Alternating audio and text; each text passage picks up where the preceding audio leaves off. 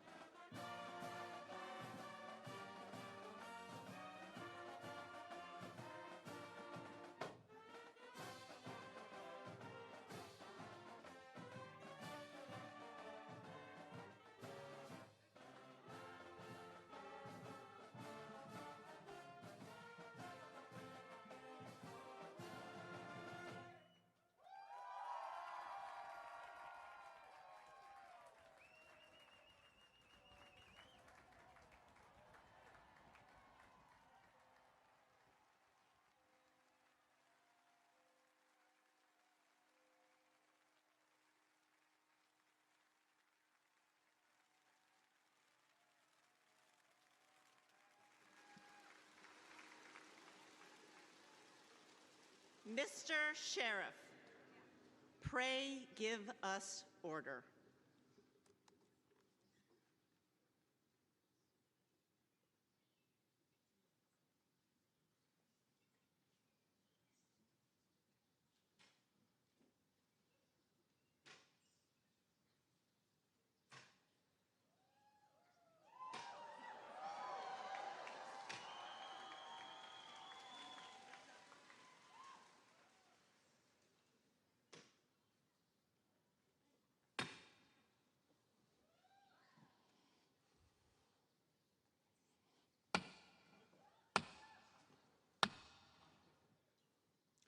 As the High Sheriff of Middlesex County, I declare that the meeting will be in order.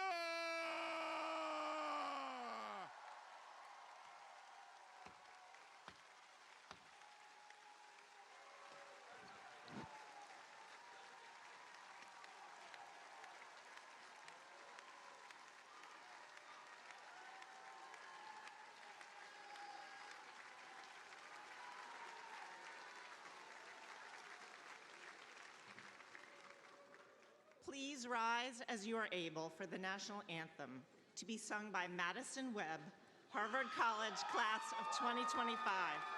Please remain standing for the chaplain of the day, Reverend Gloria White Hammond, to open the exercises.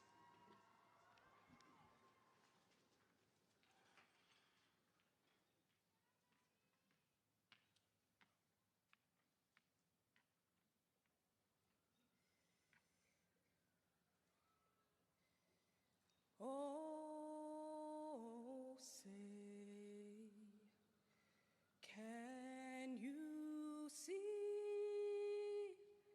by the dawn's early light what so proudly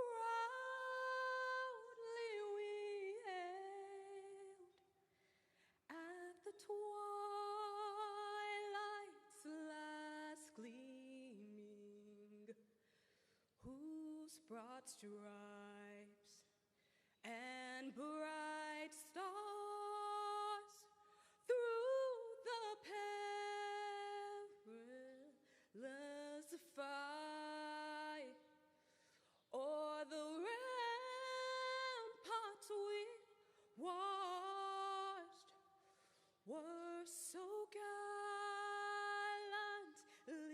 streaming, and the rockets reckless, the bombs bursting in air, gave proof through the night that our flag was still there. Oh, say, does that star-spangled banner yet wave o'er the land of the free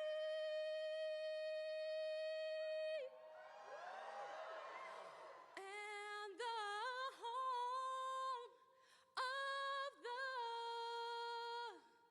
brave, the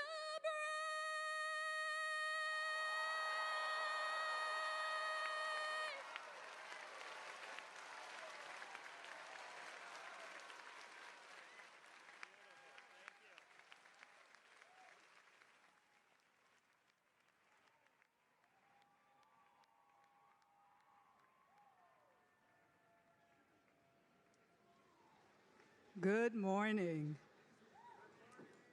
Good morning.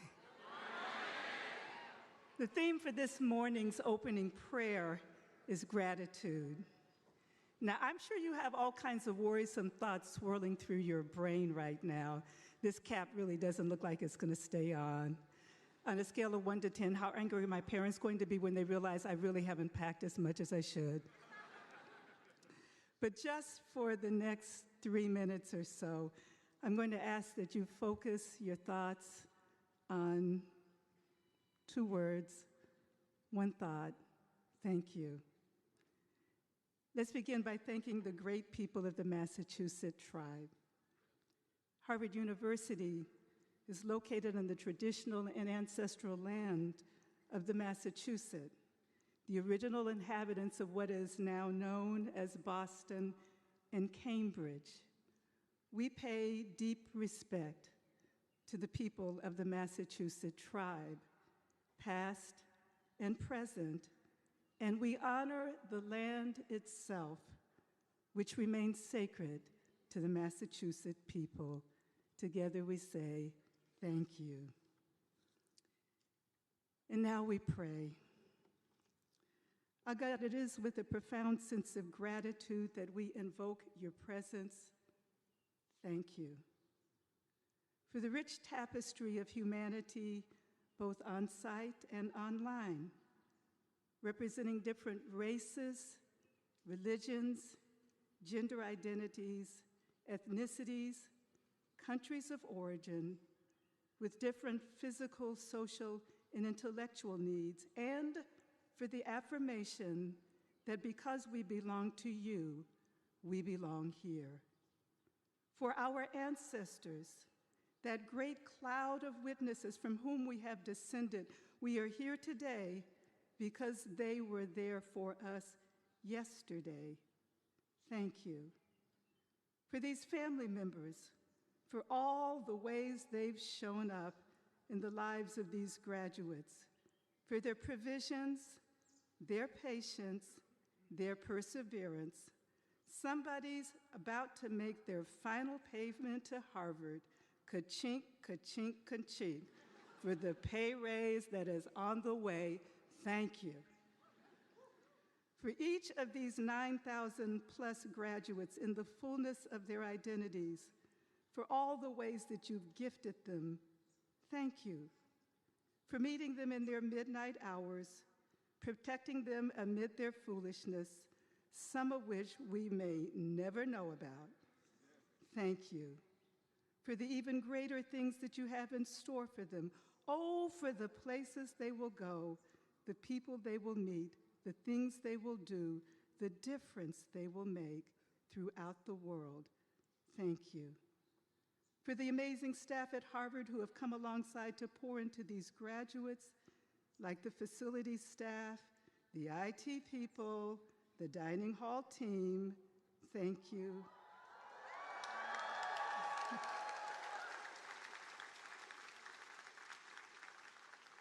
For the financial aid officers, thank you, thank you, thank you, thank you. For the registrars, the health service staff, librarians, counselors, thank you.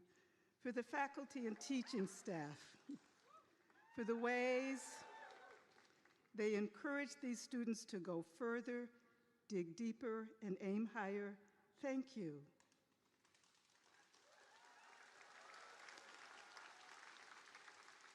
For our administration, for the courage to make the changes that they should, and the conviction to stand for the principles they must, and the wisdom to stay focused and know the difference. Oh God, for all these things and so much more, 2 words, 1 thought, thank you.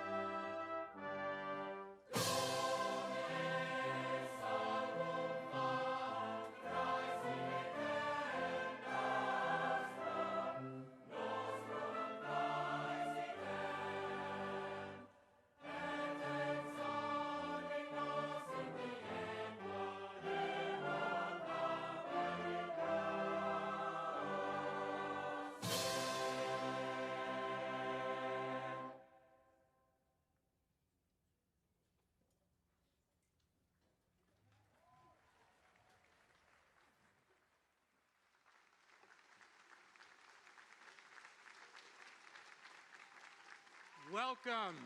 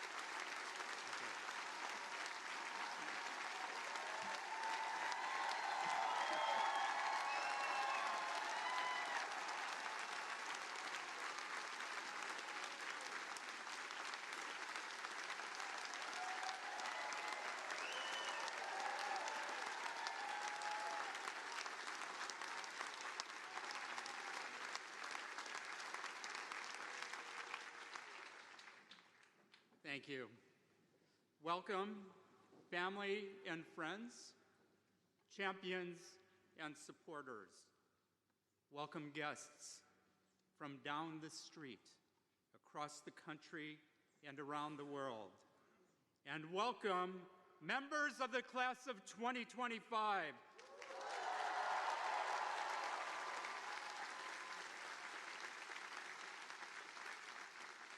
Members of the class of 2025 from down the street, across the country, and around the world.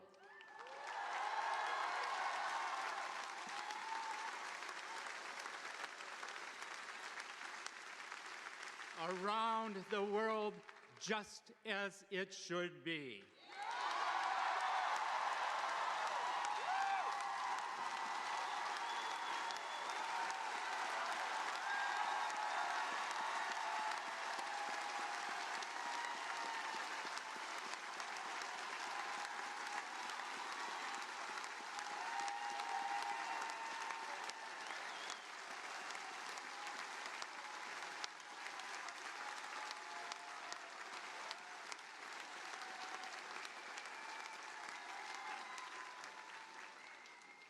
I see you this morning not as groups of graduates separated by school, but as one Harvard, a community bound by the shared sense, the shared cause of seeking knowledge, of acquiring wisdom, and of serving society.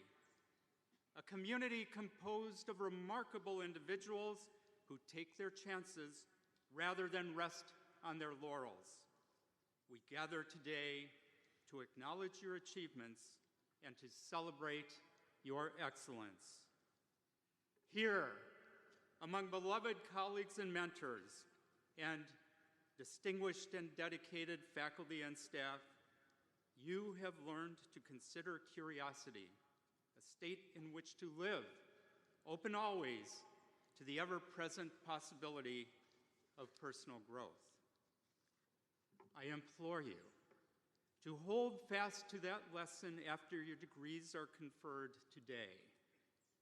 The world as it is tempts us with the lure of what one might generously call comfortable thinking, a habit of mind that readily convinces us of the merits of our own assumptions, the veracity of our own arguments, and the soundness of our own opinions, positions, and perspectives. So committed to our beliefs that we seek information that confirms them as we discredit evidence that refutes them.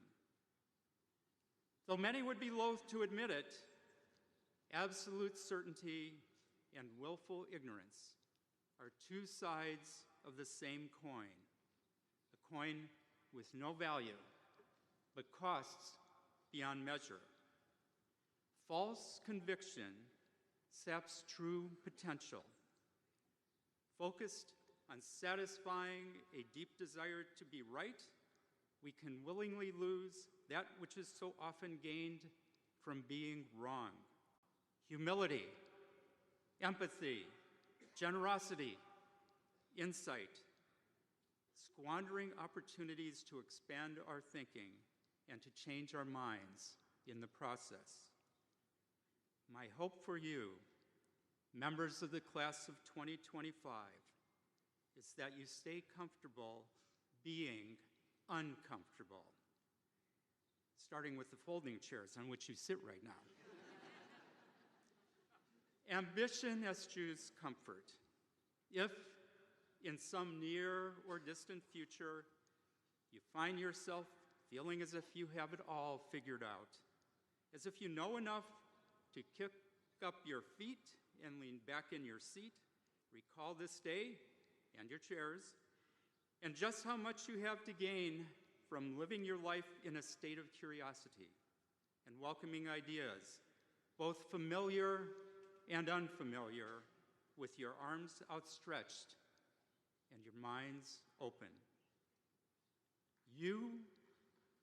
You are the hope of this institution embodied, living proof that our mission changes not only the lives of individuals, but also the trajectories of the communities that you will join, serve, and lead.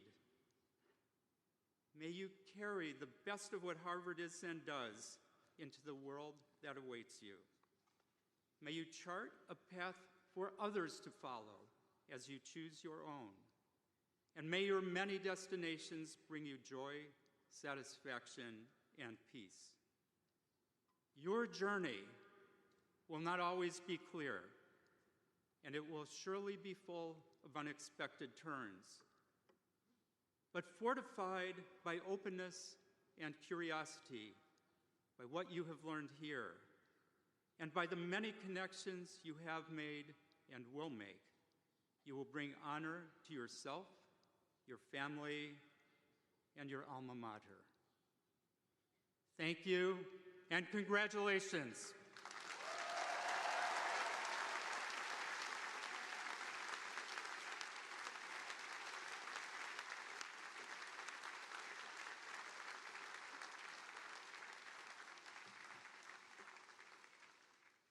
Latin salutatory, de hereditatibus peregrinus.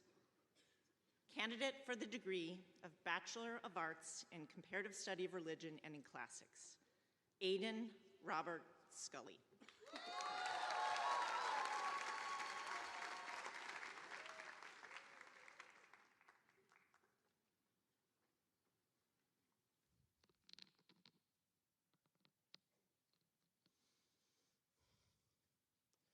Praeses Garber, aestimatissimi decani, sapientissimi professores, honestissimi hospites, amici, familiae, et carissimi condiscipuli, salvete omnes!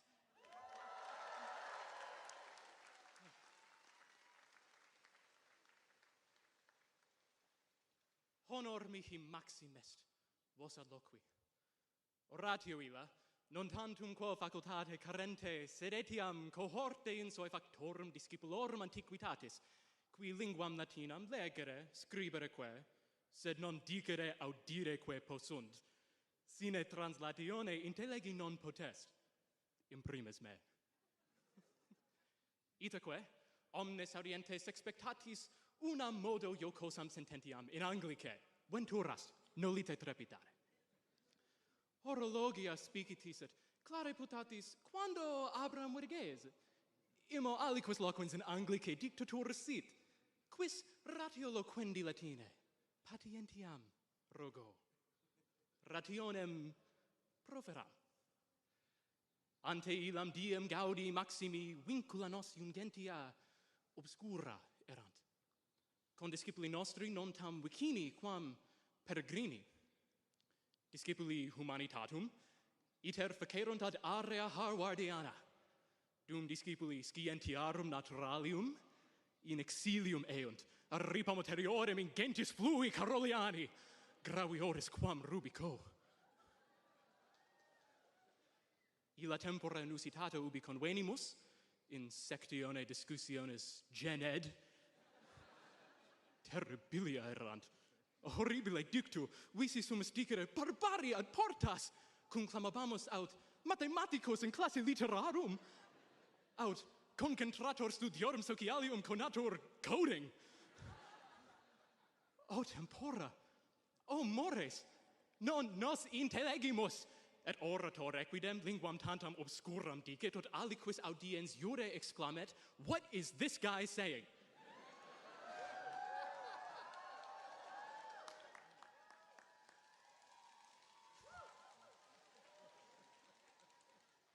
Quod res peregrinas discimus, tot linguas peregrinas dicimus. Ali linguam historiae loquuntur, ali linguam Pythonis, vel qui plus plus. Ali microbion, ali stellarum. Universa lingua saepe caremus. Multae hereditates nostrae in aeternum dividentur? Minime. Multas linguas peregrinas laquimur, una tamen stamus, et una discimus, et una atletas olympianosque laudamus, et maxime, una de testabiles ielienses damnamus, et quorum saevum tyrannum handsome Dan.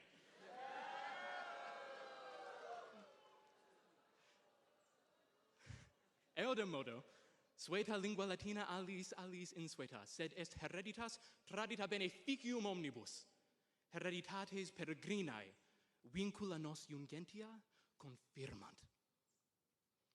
Fortasse, a sede potestatis audiebas, non esse dignam laudis tuam hereditatem, sed alienam aut obscuram aut inferiorem. Tibimet dico, nec potestates, nec principes, tuam hereditatem judicare possunt.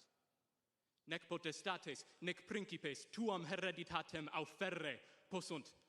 Nec potestates, nec principes possunt veritatem mutare, aut negare diversitatem nostram fortitudinem esse.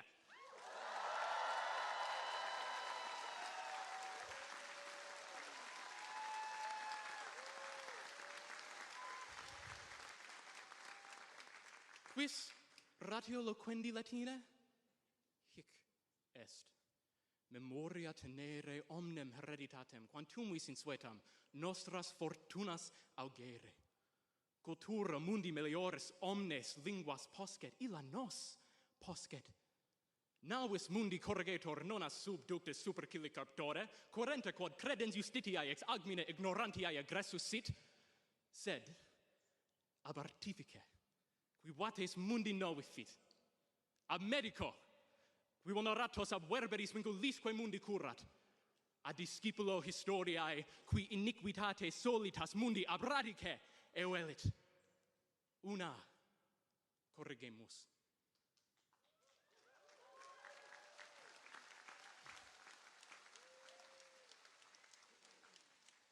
Ut pius Aeneas olim suae cohortis animas confirmavit, nunc vos ad hortor duratet vos met rebus servate secundis. Usque arres illas secundas semper veritas et valete.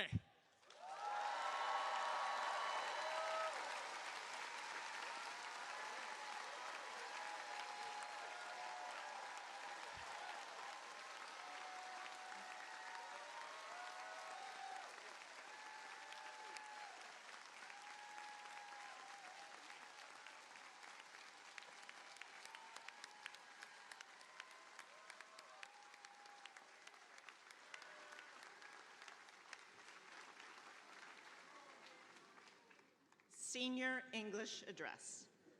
This world is not conclusion.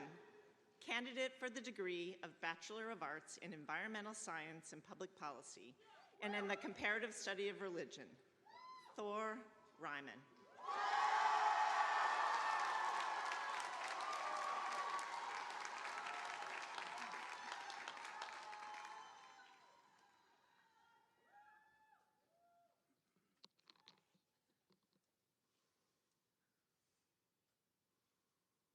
This world is not conclusion. A species stands beyond, invisible as music, but positive as sound. It beckons and it baffles, philosophy don't know, and through a riddle, at the last, sagacity must go. To guess it puzzles scholars. To gain it, men have borne contempt of generations, and crucifixion shown. Faith slips and laughs and rallies, blushes if any see, plucks at a twig of evidence and asks a vain the way. Much gesture from the pulpit, strong hallelujahs roll. Narcotics cannot still the tooth that nibbles at the soul. I first encountered this Emily Dickinson poem my freshman year, across the yard in Boylston Hall. Immediately, I was in love. I underlined the opening phrase and annotated it with my scholarly best. OMG. This poem followed me through Harvard. During my first finals, it became a reminder that my stressors would pass, This paper was not conclusion. When I ran the Boston Marathon, the poem was running there with me. That pain cave, thankfully, not conclusion either. And now today, we gather here to celebrate not conclusion, but commencement. I'll admit, this can be a hard reframing. For me, Harvard has often felt like an end rather than a beginning. I grew up as one of the few openly queer kids in my Minnesota hometown.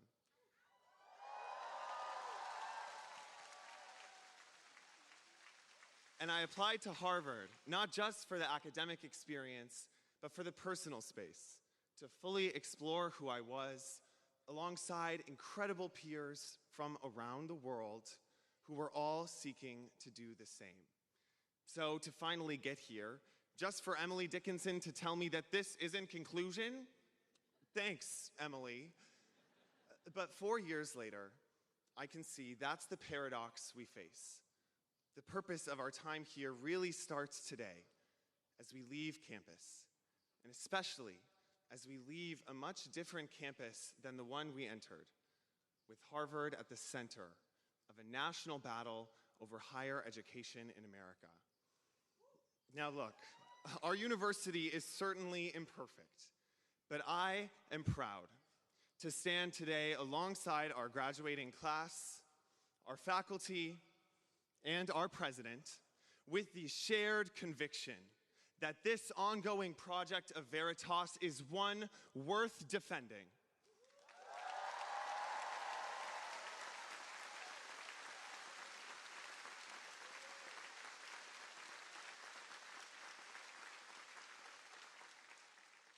And let us be comforted by the knowledge that this community, our community, has led the way through chaos before.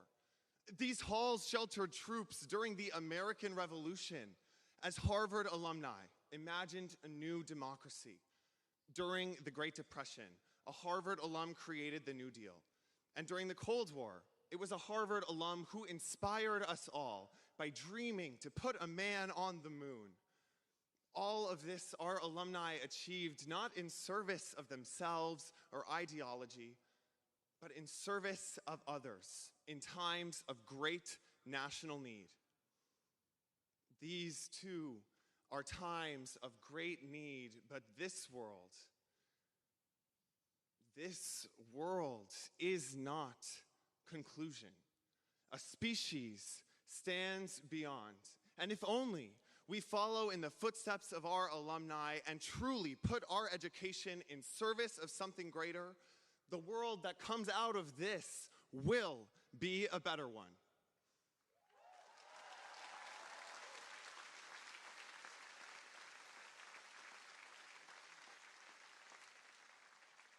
You can try to shirk this charge of service, but Emily Dickinson knows that it will chase you down. Narcotics cannot still that tooth that nibbles at the soul.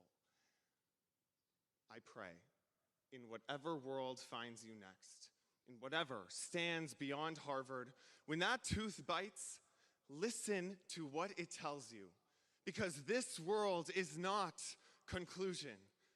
Class of 2025, this is commencement.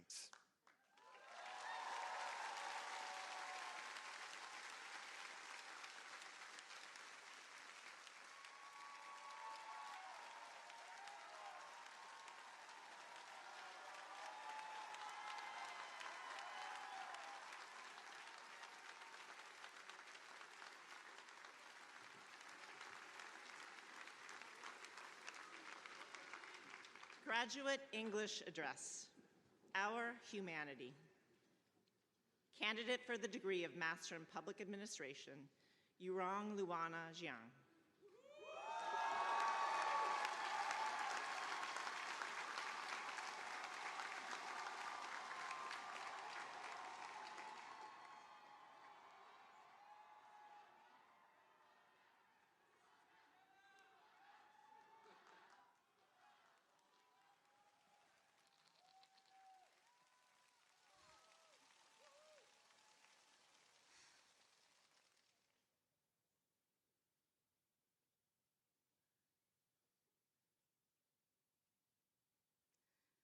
last summer, when I was doing my internship in Mongolia, I got a call from two classmates in Tanzania. They had a very urgent question: how to use their washing machine.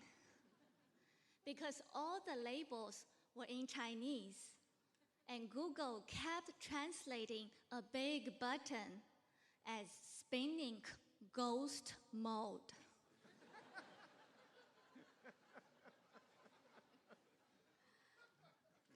There we were, an Indian and a Thai, calling me, a Chinese in Mongolia, to decipher a washer in Tanzania. And we all studied together here at Harvard.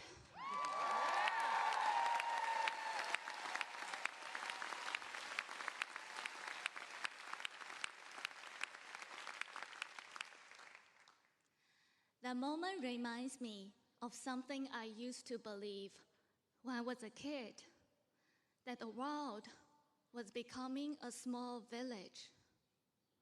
I remember being told we will be the first generation to end hunger and poverty for humankind. My program at Harvard is international development.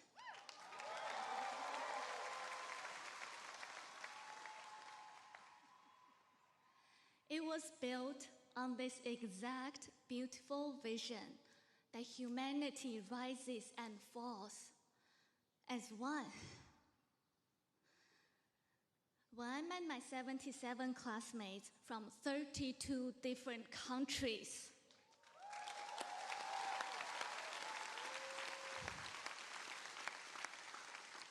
the countries I knew only as colorful shapes on a map turned into real people with laughter, dreams, and the perseverance to survive the long winter in Cambridge.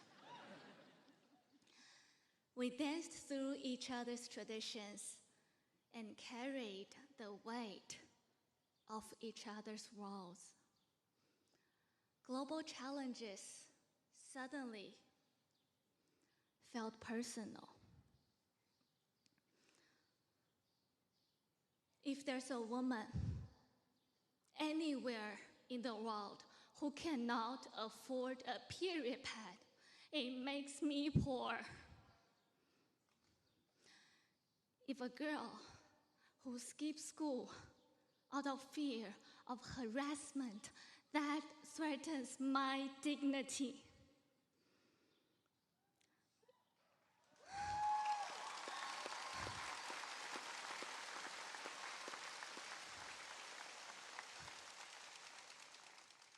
if a little boy dies in a war that he didn't start and never understood,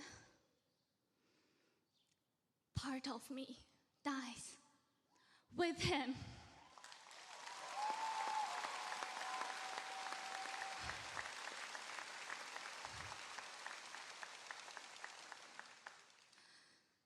But today, that promise of a connected world is giving way to division, fear, and conflict. We're starting to believe those who think differently, vote differently, or pray differently, whether they are across the ocean or sitting right next to us, are not just wrong. We mistakenly see them as evil. But it doesn't have to be this way. What I've gained most from Harvard isn't just calculus or regression analysis. It's to sit with discomfort,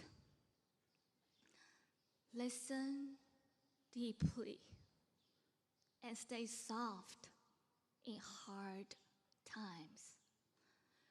Because if we still believe in a shared future, let us not forget those who we label as enemies, they too are human.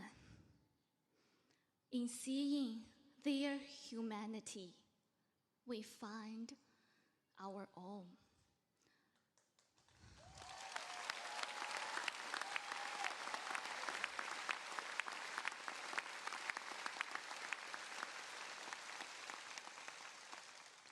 In the end, we do not rise by proving each other wrong. We rise by refusing to let one another go.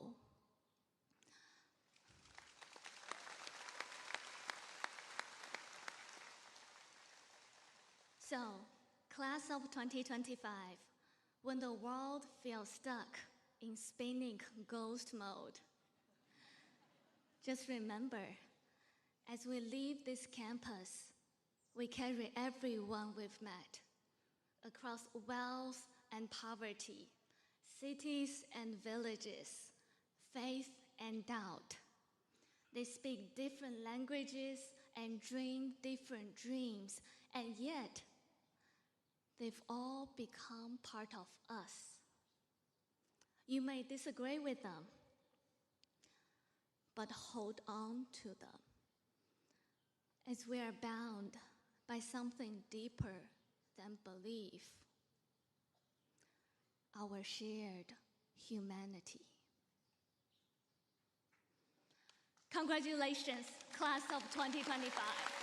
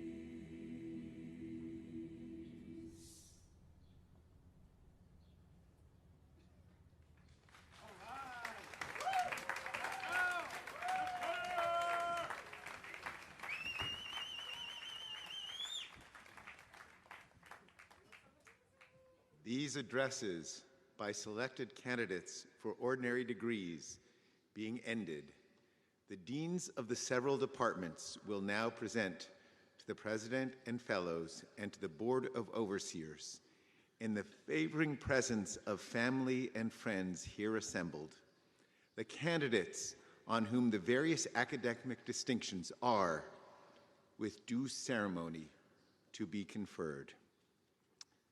I now recognize the Dean of the Faculty of Arts and Sciences.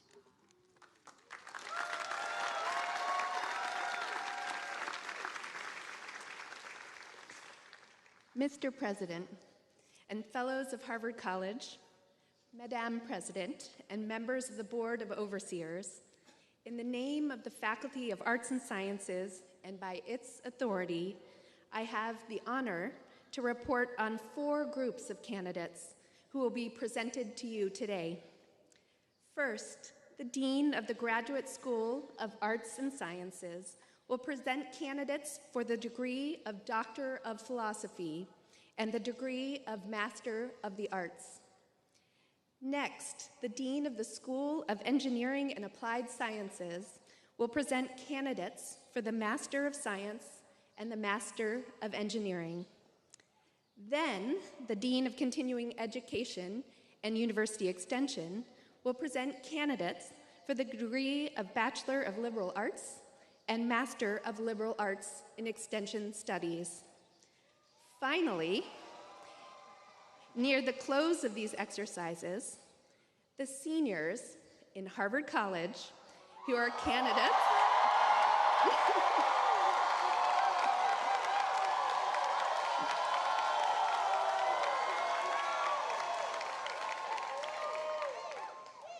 candidates for the first degree in arts or in science will stand proudly before you.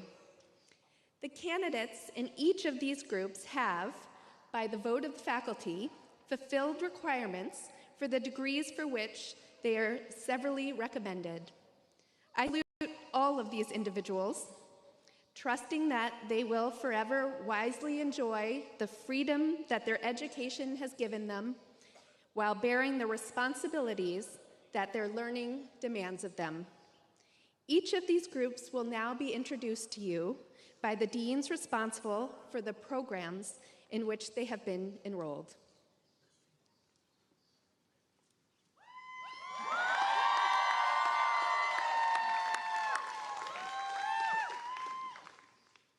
As Dean of the Graduate School of Arts and Sciences, I invite the candidates for the degree of Doctor of Philosophy to rise.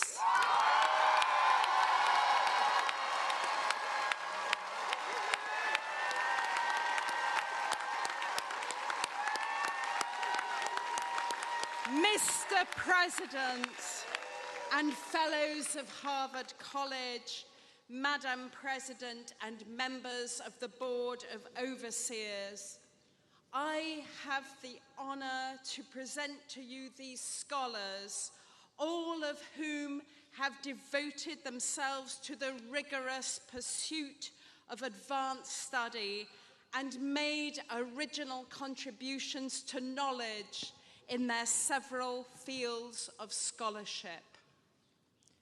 By virtue of the authority delegated to me in recognizing your high academic achievements, I confer on you the degree of Doctor of Philosophy, welcome you to the ancient and universal company of scholars, and entrust to you the free inquiry of future generations. Congratulations.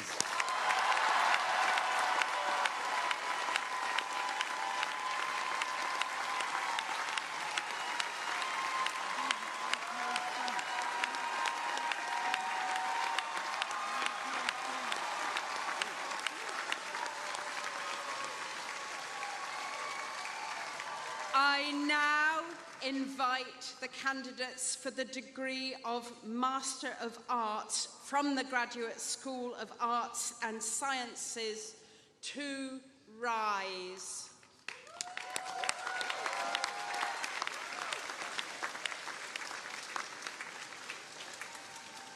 Mr. President, Fellows of Harvard College, Madam President, and members of the Board of Overseers, as Dean of the Graduate School of Arts and Sciences, I have the honor to present to you these candidates, all of whom have completed a commendable step of advanced study in their respective disciplines. By virtue of authority delegated to me, I confer on you the degree of Master of Arts and certify that you have surmounted with distinction an important stage of graduate study. Congratulations.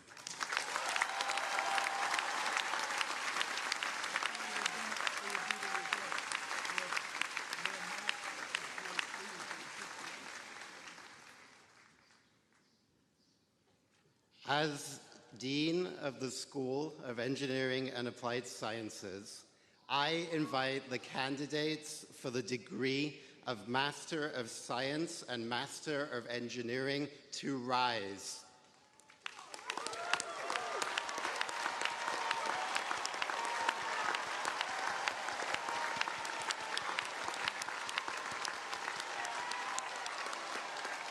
Mr. President and Fellows of Harvard College, Madam President and members of the Board of Overseers, I have the honor to present to you these degree candidates who have completed a commendable step of advanced study in engineering and applied sciences. By virtue of authority delegated to me, I confer on you the degree of Master of Science or Master of Engineering, and affirm that you stand ready to address societal challenges through foundational science with translational impact. Congratulations.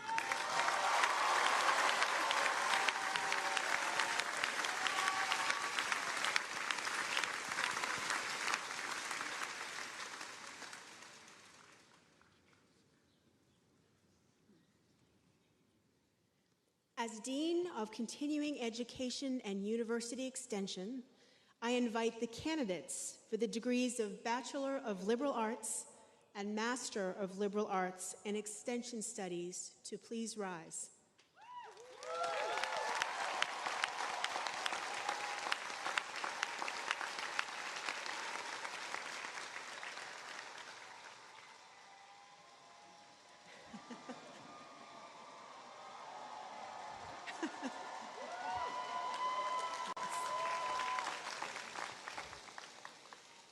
Mr. President and Fellows of Harvard College, Madam President and members of the Board of Overseers, I have the great honor to present to you these degree candidates who have demonstrated their ability, curiosity, and drive as purposeful students and scholars.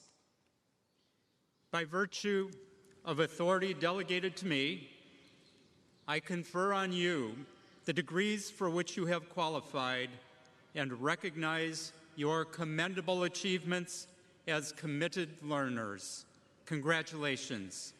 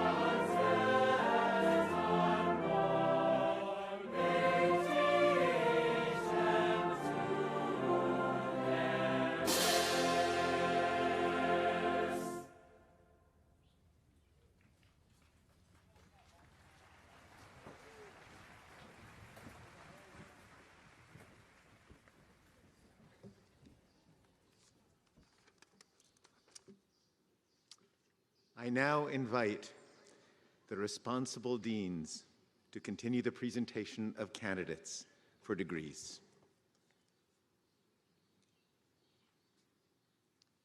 Mr. President, Fellows of Harvard College, Madam President, members of the Board of Overseers. As Dean of the Faculty of Medicine, it is my honor to report today that two groups of candidates in the fields of medicine and dental medicine have fulfilled the faculty's requirements for the degrees for which they are represented. They will be introduced to you by the deans responsible for the programs in which they are enrolled.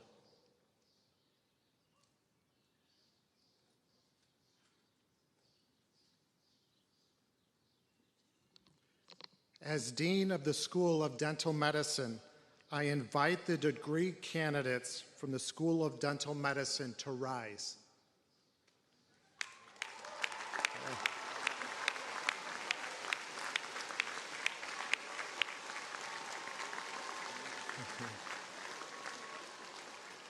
Mr. President and Fellows of Harvard College, Madam President, and members of the Board of Overseers, I have the honor to present to you these degree candidates who have devoted themselves to the study of dental medicine and to the improving of health and the quality of life. By virtue of authority delegated to me, I confer on you the degrees for which you have qualified and declare that you are ready for practice and research in a demanding branch of medicine. Congratulations.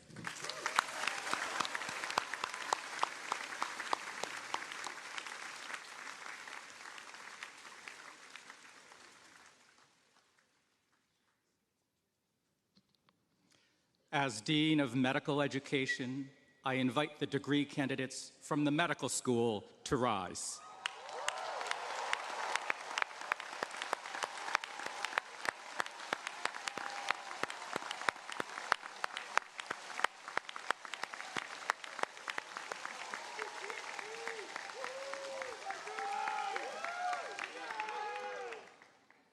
Mr. President, Fellows of Harvard College, Madam President, members of the Board of Overseers, I have the honor to present to you these degree candidates who have dedicated themselves to the relief of human suffering and prepared themselves well for a life of learning and service in medicine.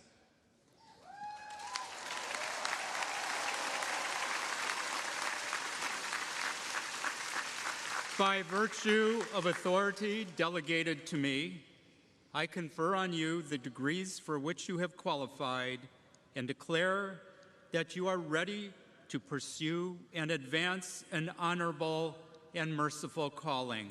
Congratulations.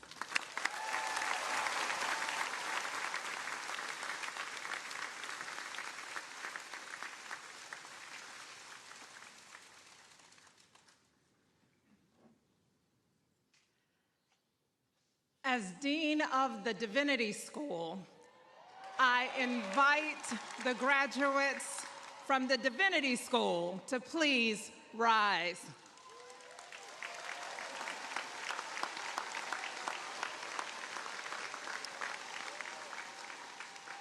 Mr. President and Fellows of Harvard College, Madam President and members of the Board of Overseers, I have the honor to present to you these degree candidates who have completed programs of religious and theological studies in preparation for careers as leaders in scholarship and vocations of service. By virtue of authority delegated to me, I confer on you the degrees for which you have qualified and declare that you are well prepared to foster the health and vitality of communities of faith, to further scholarship in religious studies, and to help in shaping the shared values of the broader society. Congratulations.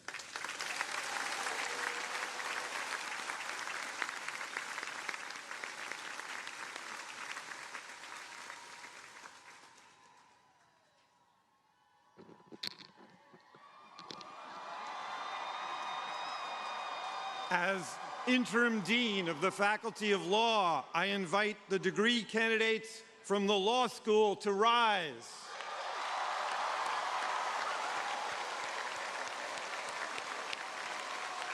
Mr. President and fellows of Harvard College, Madam President, and members of the Board of Overseers, I have the honor to present to you these degree candidates, each of whom has completed a degree in legal studies towards the end of advancing justice and promoting the rule of law.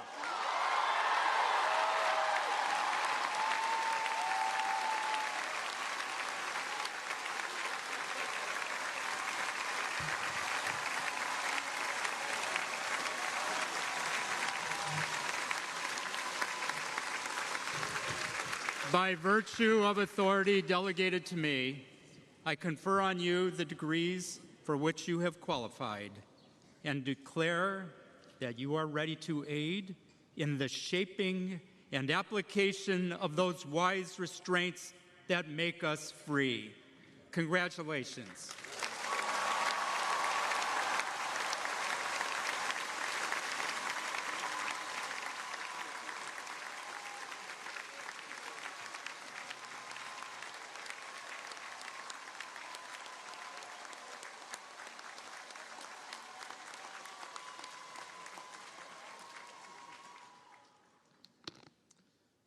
As Dean of the Faculty of Business Administration,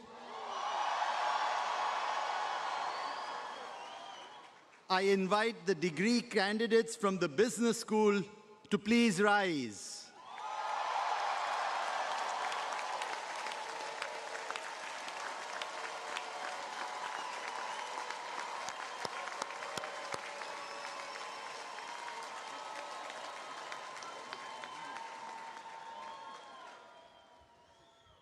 Mr. President and fellows of Harvard College, Madam President and members of the Board of Overseers, I have the honor to present to you these degree candidates who have mastered the study of business administration and prepared themselves to be leaders who will make a difference in the world.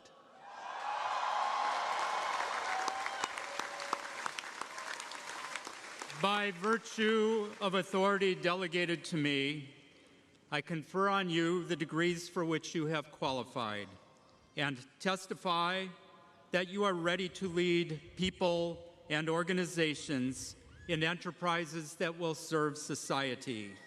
Congratulations.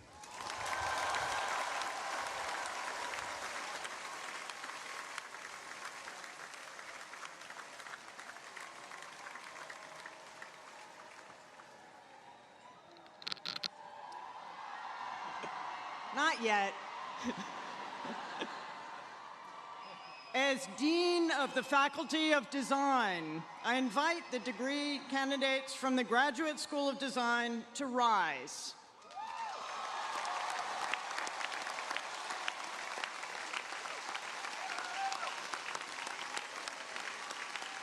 And let me note that the GSD candidates are appropriately standing in front of the extraordinary Seaver Hall designed in 1878 by the renowned architect and Harvard alumnus, H.H. Richardson.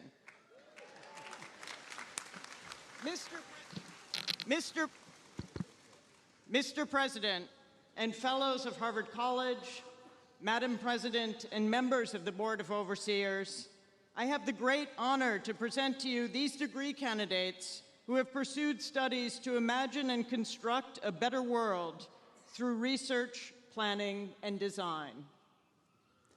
By virtue of authority delegated to me, I confer on you the degrees for which you have qualified and declare your competence to lead in shaping the spaces in which we live.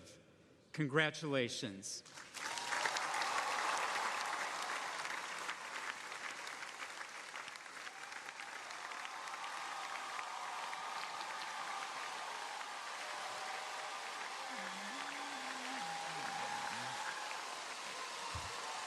As Dean of the School of the Faculty of Public Health, I invite the degree candidates from the School of Public Health to please rise.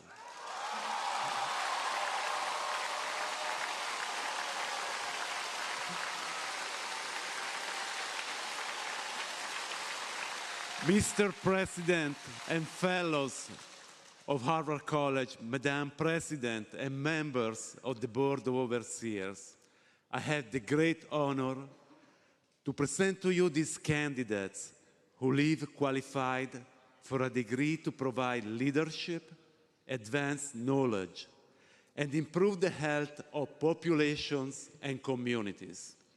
By virtue of authority delegated to me, I confer on you the degrees for which you have qualified and declare that you are well prepared to generate and utilize knowledge to improve health throughout the world.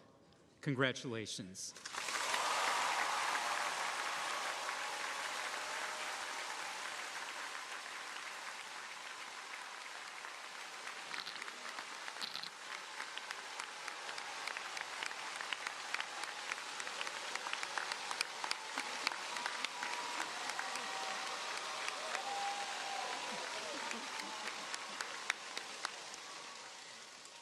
As Dean of the Faculty of Education, I invite the degree candidates from the Graduate School of Education to please rise.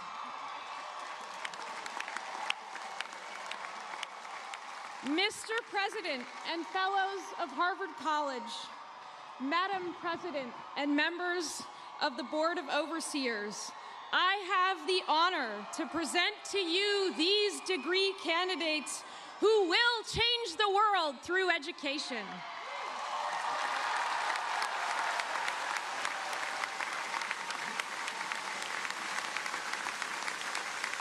By virtue of authority delegated to me, I confer on you the degrees for which you have qualified and declare that you are well prepared to guide and serve the learning needs of contemporary society. Congratulations.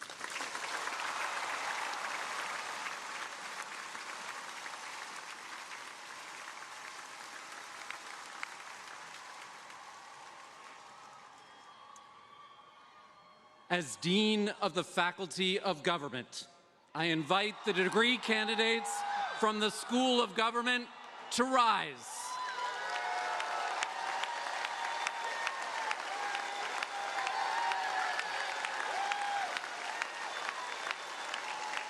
Mr. President and fellows of Harvard College, Madam President and members of the Board of Overseers, I have the honor to present to you these degree candidates, each of whom has qualified to provide leadership in public service.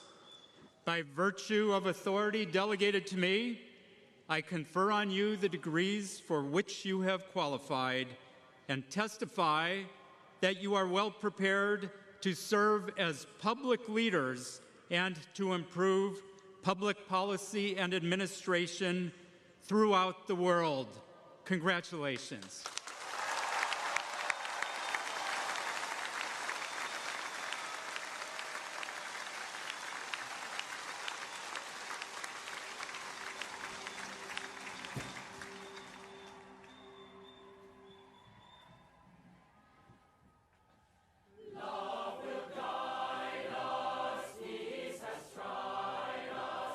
Hope inside us will lead the way on the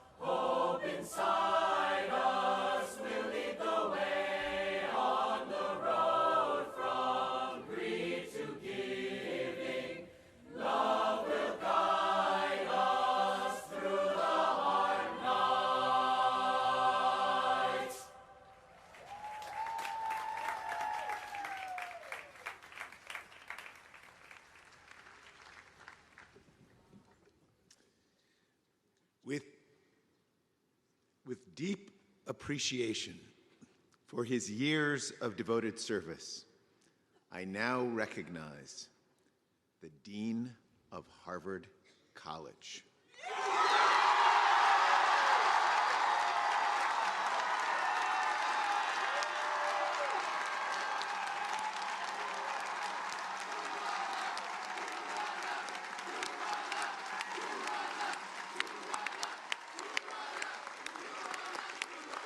As Dean of Harvard College, I invite the candidates for the degree of Bachelor of Arts or Bachelor of Science to rise.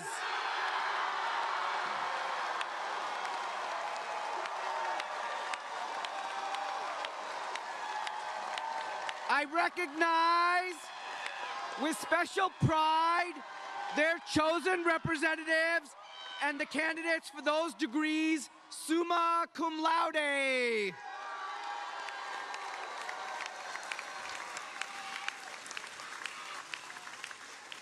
Mr. President and fellows of Harvard College, Madam President and members of the Board of Overseers, I have the great honor to present to you these candidates, each of whom has fulfilled the faculty's requirements for the first degree in arts or in science.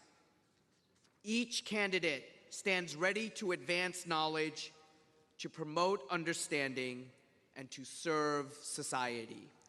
By virtue of authority delegated to me, I confer on you the first degree in arts or in science and admit you to the fellowship of educated individuals. Congratulations.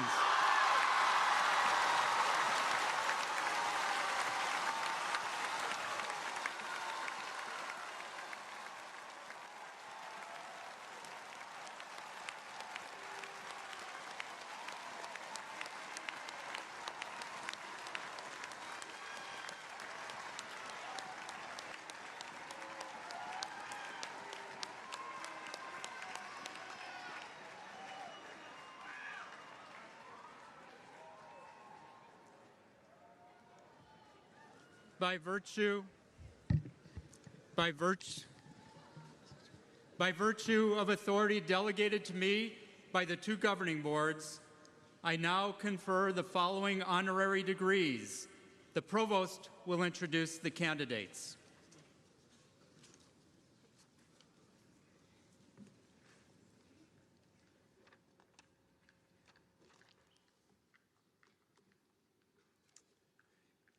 He led his high school basketball team, Power Memorial Academy, to 71 consecutive wins.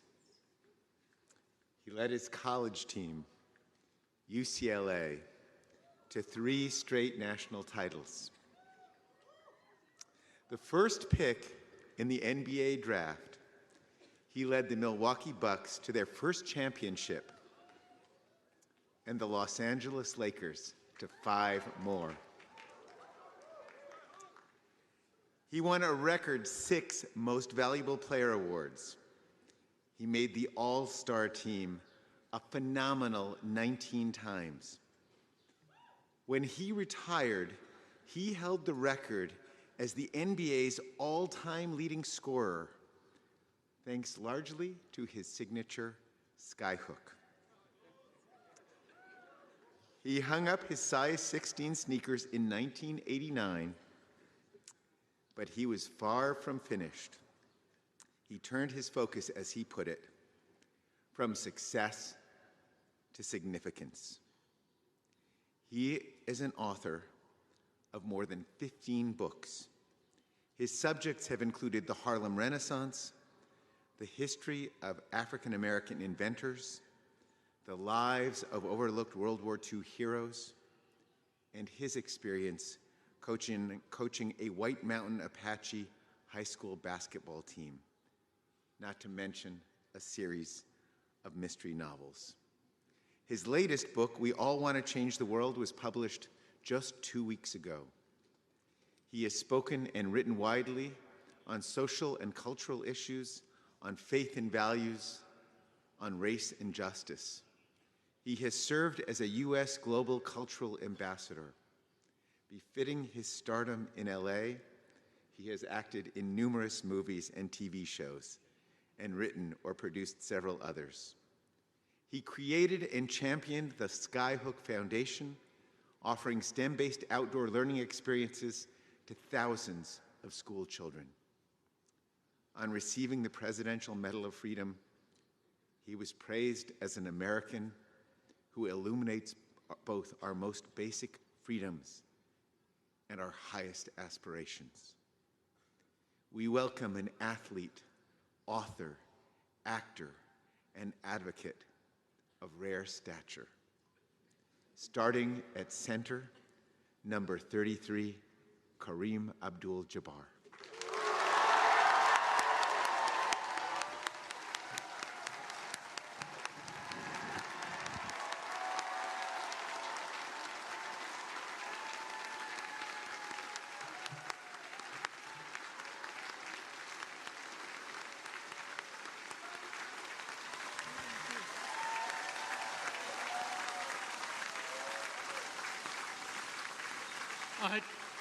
A tower of power who propelled his teams to triumph, an avid proponent of pluralism's promise.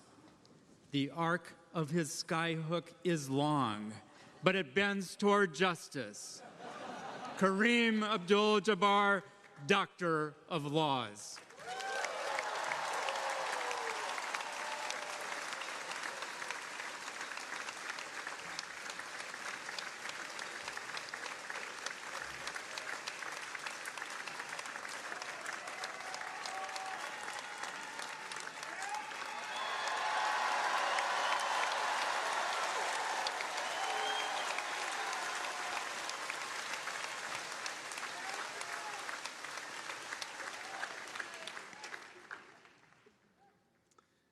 Our next guest has combined a field-changing academic career with a fervent commitment to community service. She studied for her PhD at the University of California, Berkeley, where she wrote a path-breaking dissertation on Asian American literature. She recalls having had to transfer from the English department to the School of Education to finish her doctorate because there was so little scholarly regard at the time for Asian American literature. She served for decades on the Berkeley faculty. She was a leading force in the emergence of Asian American and ethnic studies. She has written or edited numerous books and articles about the experience of Asian Americans, her subjects ranging across literature, visual art, the work lives of women, the interplay of gender and nationalism, the life stories of Korean Americans, and more. She has written or produced several documentaries on topics including the representation of Asian women in American movies and television, the role of immigrants in the labor movement, and the aftermath of the 1992 Los Angeles riots. In parallel, she has invested herself deeply in the wider community. She is a co-founder of several vibrant social service organizations: Asian Women United, the Korean Community Center of the East Bay, and Asian Immigrant Women Advocates. As one admiring scholar wrote about her, "Without your work on Asian American literature, without your making waves and more waves, without your work on Asian American visual art, without your paving the way for others to come, not only in the academy, but also in society, the situation would be quite different. To a lot of people, you really made a difference." We honor Professor Elaine Kim.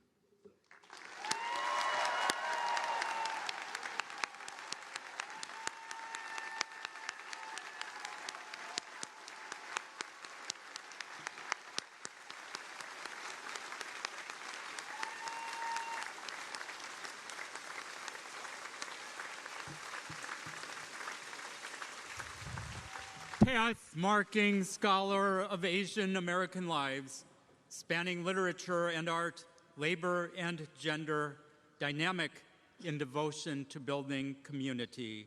She sees that making waves can help raise the tide. Elaine H. Kim, Doctor of Laws.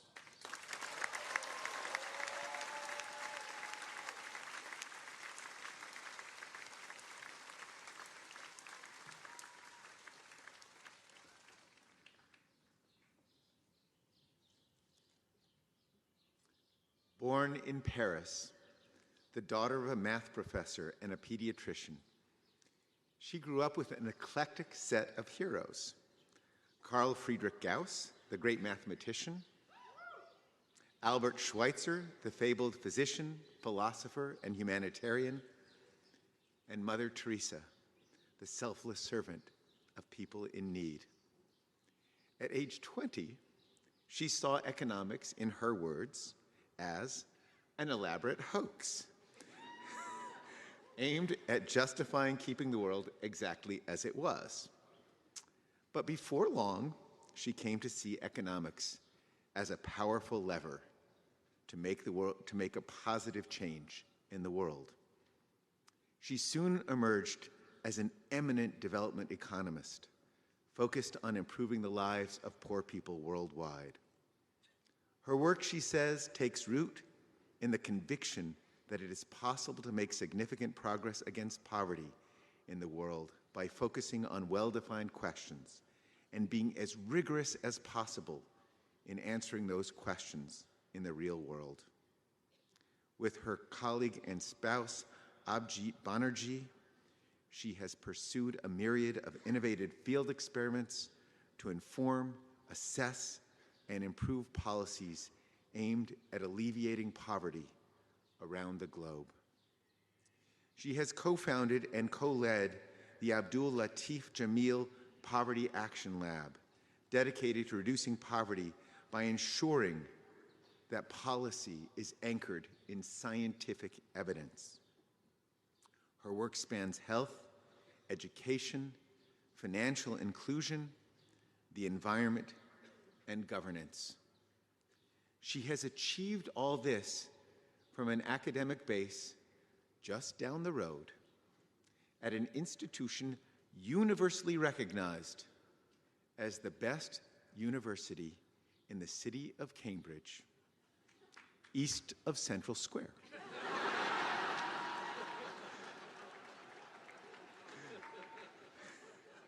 We honor the Abdul Latif Jameel Professor of Poverty Alleviation and Development at MIT, the president of the Paris School of Economics, and a recipient of the 2019 Nobel Prize in Economic Sciences, Esther Duflo.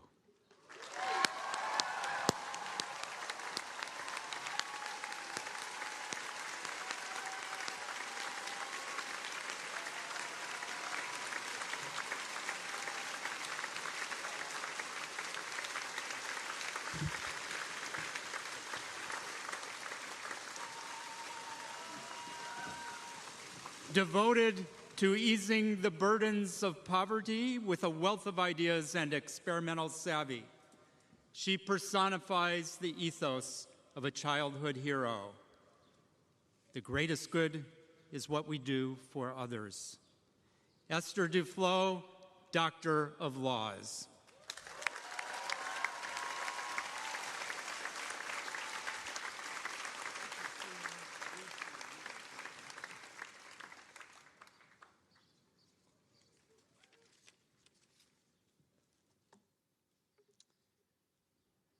My job description, our next guest said, is to go to some of the most beautiful places on earth with great people, learn what nobody knows, and share that knowledge with others to help them do good things.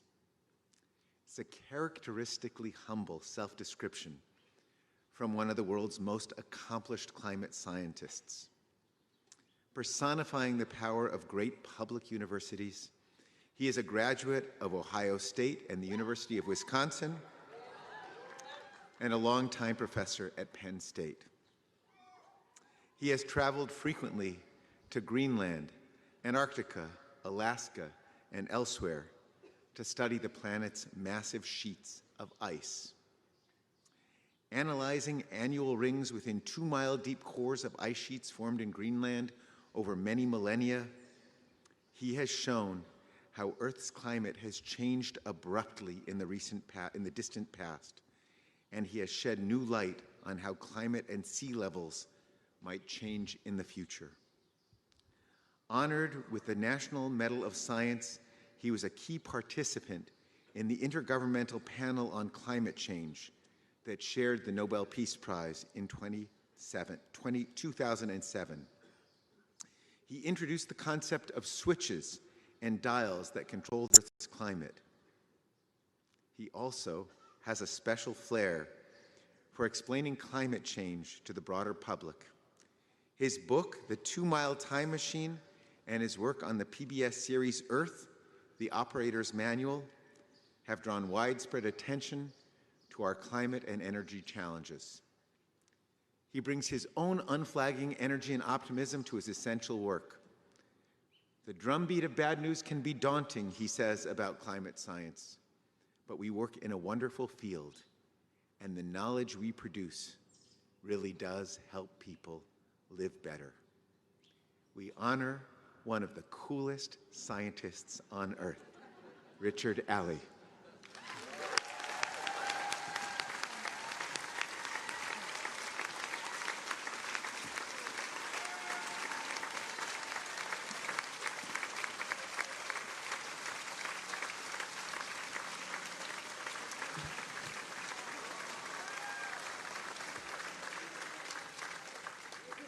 A pioneer in probing Earth's paleoclimate, a guru in expounding glacial dynamics. He exerts a tectonic impact on how we understand our planet, extracting groundbreaking insights from his ice-breaking exploits.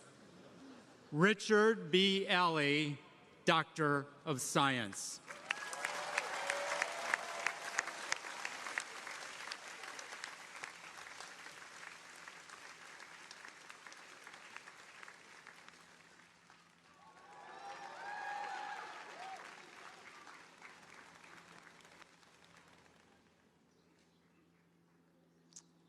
She was born in Puerto Rico.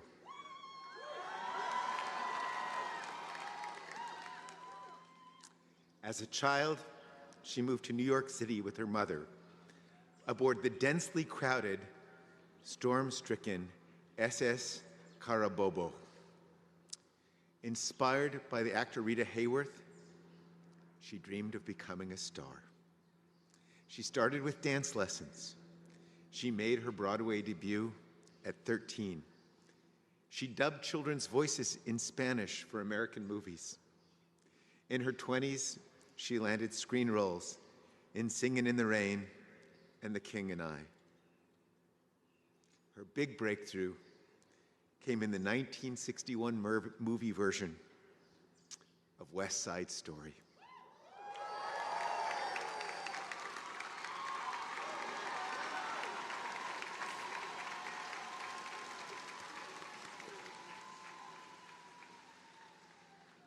Her iconic performance as Anita earned her an Oscar.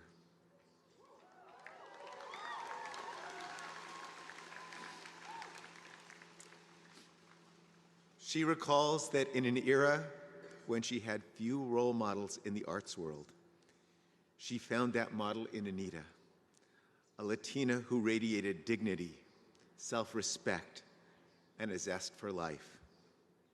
Over decades, she has become a role model herself for countless others. With her virtuosic talent as an actor, singer, and dancer, and with the vitality and grace that she continues to radiate after more than 3/4 of a century as a performing artist. She is among the few people who have attained the status of EGOT.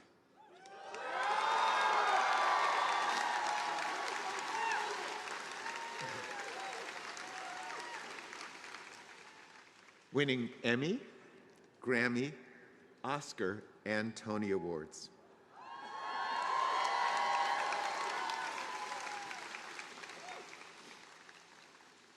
Her Tony came for her performance as the flamboyant Googie Gomez in The Ritz. Her Grammy came for her starring role in The Electric Company, a beloved children's television series in the 70s. Her 2 Emmys came for performances on The Muppet Show and The Rockford Files. Her memorable roles have multiplied across the decades, as has her influence on aspiring artists with ambitious dreams. Well into her 80s, she starred as Abuelita Lydia in the acclaimed TV series One Day at a Time, and as a new nonagenarian, she delighted New England sports fans with her star turn in the 2023 movie, 80 for Brady. When I was a girl, she recalled, you could still get certain jobs if you didn't have a diploma, with hopes that the parchment we now present her will not damage her future prospects. We honor Rita Moreno.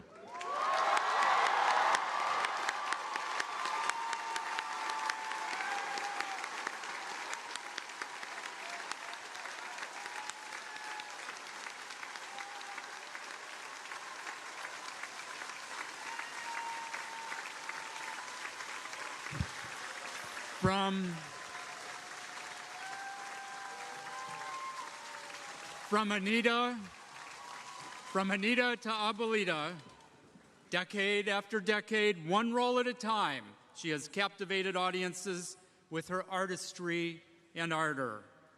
For all who aspire to achieve their dreams, she shows there's a place for us somewhere.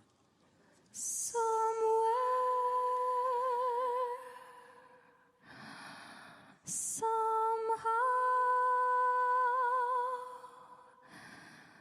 we'll find a new way of living. We'll find a way of forgiving somewhere.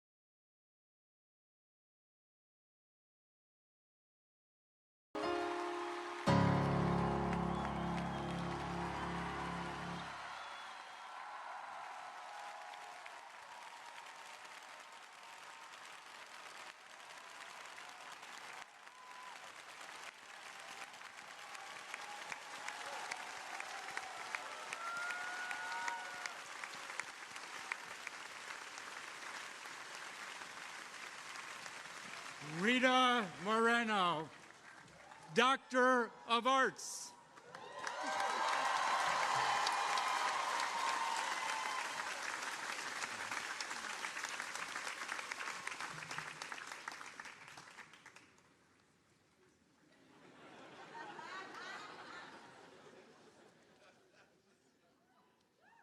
We are very grateful to Carolyn Howe and Henry Wu for that very special tribute.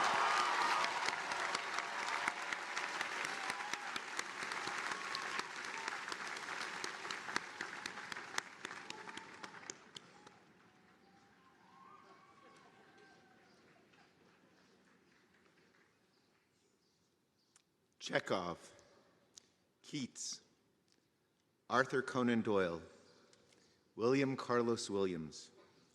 Our final honored guest carries forward the legacy of men of medicine who've had a special way with words. He was born in Ethiopia to parents of Indian descent. His early interest in medicine was kindled by reading books. In time, his practice of medicine spurred him to write them. He studied at Madras Medical College in India, trained in Tennessee, and spent 2 years at Boston City Hospital. As a young physician, he returned to Tennessee to care for ailing patients afflicted by the AIDS epidemic. That led to his first book, the vivid memoir, My Own Country. He honed his writing skills at the Iowa Writers Workshop. He spent years as a physician and professor in Texas before moving to Stanford, where he has been a provostial professor of medicine since 2007.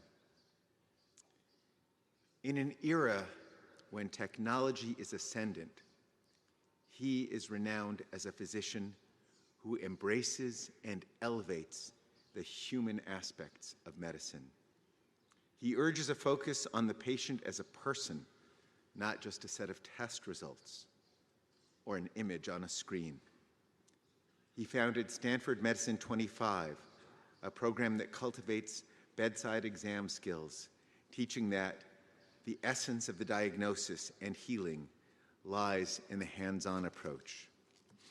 He also founded Presence, an interdisciplinary initiative to strengthen the human dimension in medical care. His accomplishments as a physician and a professor alone would make for a storied career. But his career is also storied in another sense.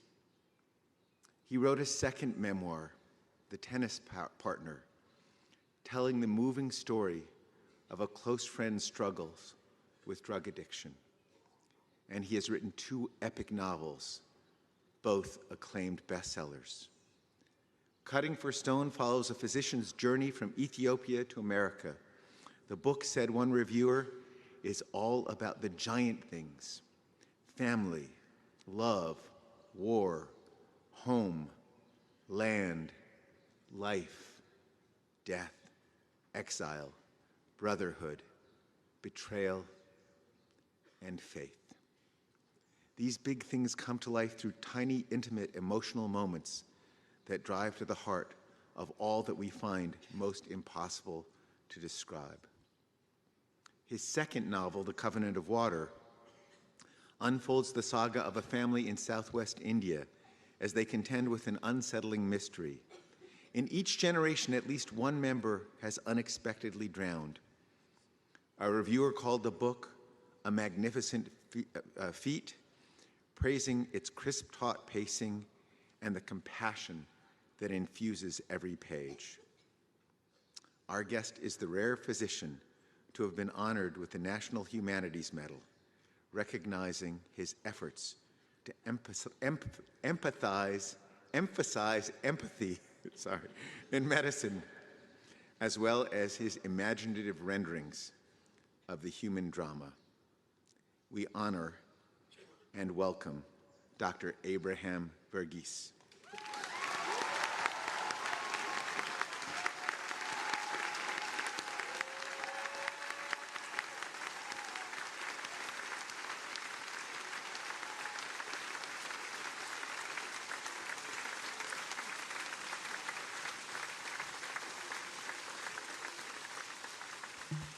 an embodiment of empathy in the wards and through his words.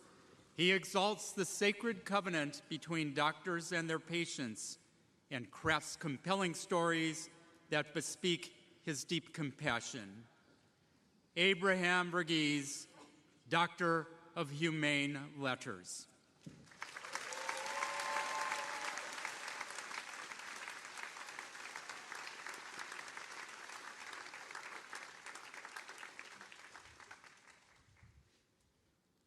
In the name of this Society of Scholars, I declare that these persons are entitled to the rights and privileges pertaining to their several degrees, and that their names are to be forever borne on its roll of honorary members. It is now my privilege to invite one of our honored guests to address this assembly. Graduates, family members, colleagues, friends, let us welcome Dr. Abraham Verghese.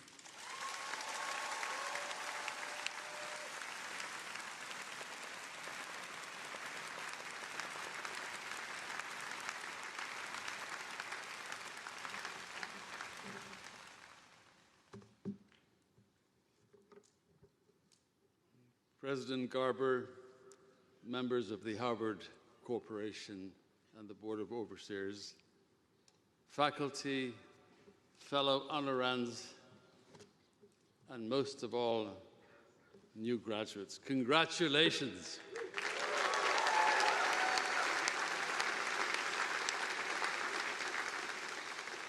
What an incredibly gratifying moment this must be for you. And I know it's a very proud moment for your families. So how about we give a round of applause to your parents, your friends, your siblings, everyone who's here.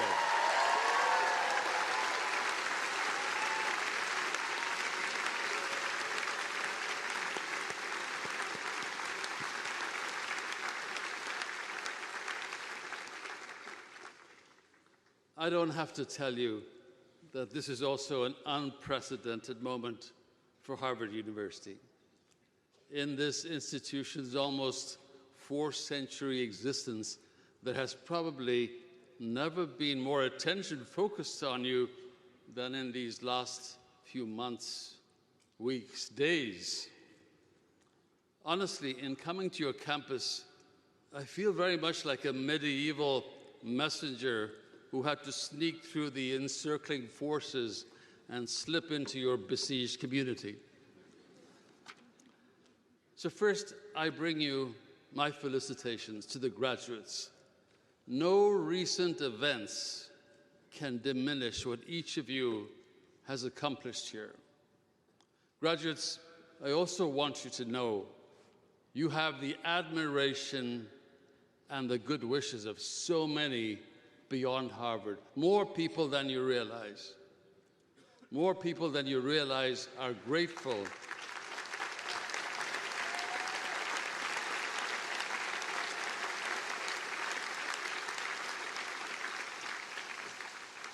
More people than you realize are grateful to Harvard for the example it has set. By your willingness to look inward, to make painful and necessary changes, but then ultimately, by your clarity in affirming and courageously defending the essential values of this university, and indeed of this nation.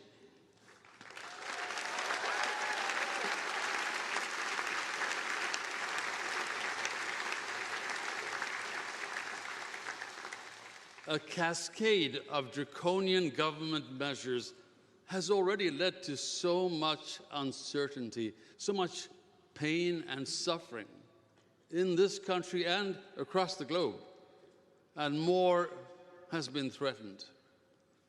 The outrage you must feel, the outrage so many feel, also must surely lead us to a new appreciation. Appreciation for the rule of law and due process, which till now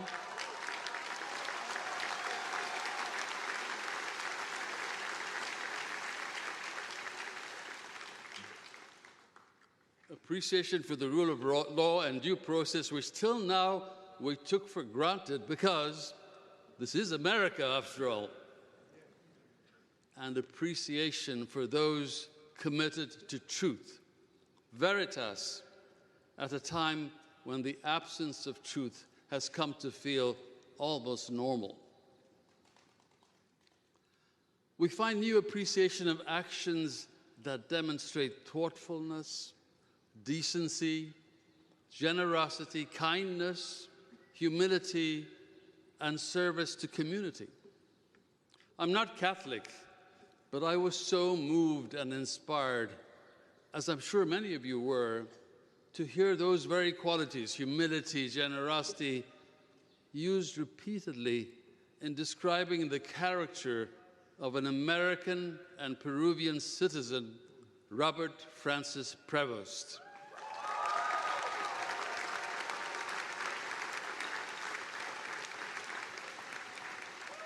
The portrayal of this American, now Pope Leo XIV, the spiritual leader of 1.4 billion people, felt like a light after a dark stretch of time. Speaking about Catholicism, may I make a confession? When President Garber invited me to speak here, I was honored, of course, but I asked for some time to think about it because, believe me, I was well aware of the distinguished individuals who have spoken at this ceremony before. I felt you deserved to hear from a star or a Nobel Prize winner, or perhaps, God knows, from the Pope himself. Maybe next year, President Garber.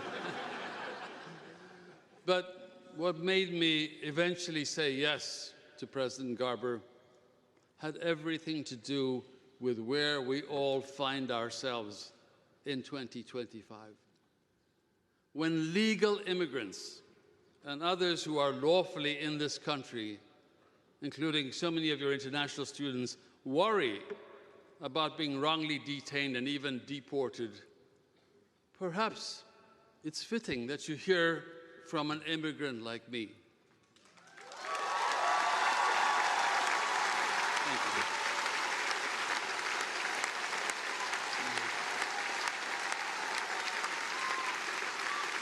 Perhaps it's fitting that you hear from someone who was born in Ethiopia when it was ruled by an emperor, someone who then lived under the harsh military leader who overthrew the emperor, someone who had at least one of his medical school classmates tortured and disappear, and who saw many other of his medical school classmates become guerrilla fighters fighting against the military dictator.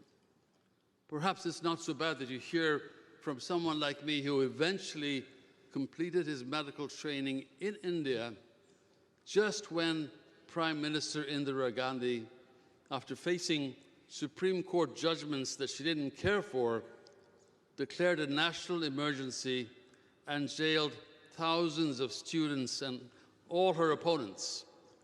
When, in time, she called for an election, citizens in the world's largest democracy expressed their outrage by voting. She was ousted. It is perhaps also fitting that you should hear from someone who never had a prayer of coming to Harvard or an American university of this caliber for my education. Yet, I want to tell you, I had an excellent education in America all the same. I can bear witness to the dedicated efforts of professors, teachers at colleges, medical schools across this country, county and rural hospitals, veterans hospitals where I've worked, places you may not have heard of, but where nevertheless great patient care is delivered by physicians, many of whom are like me, trained outside of America. We were recruited here because American medical schools simply don't graduate sufficient numbers of physicians to fill the country's need. More than a quarter of the physicians in this country are foreign medical graduates.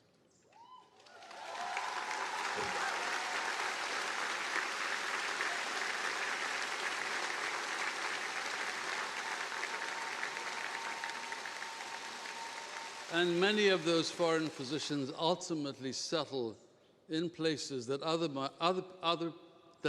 might not find as desirable. So a part of what makes America great, if I may use that phrase, is that it allows an immigrant like me to blossom here, just as generations of other immigrants and their children have flourished and contributed in every walk of life, working to keep America great.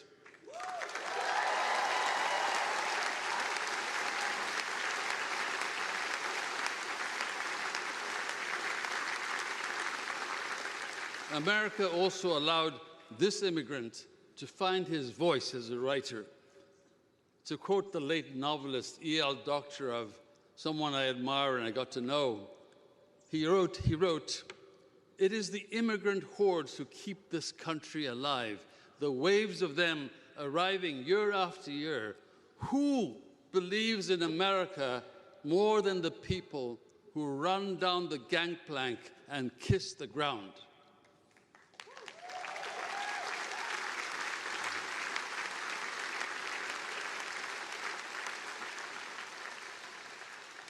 The greatness of America, the greatness of Harvard, is reflected in the fact that someone like me could be invited to speak to you.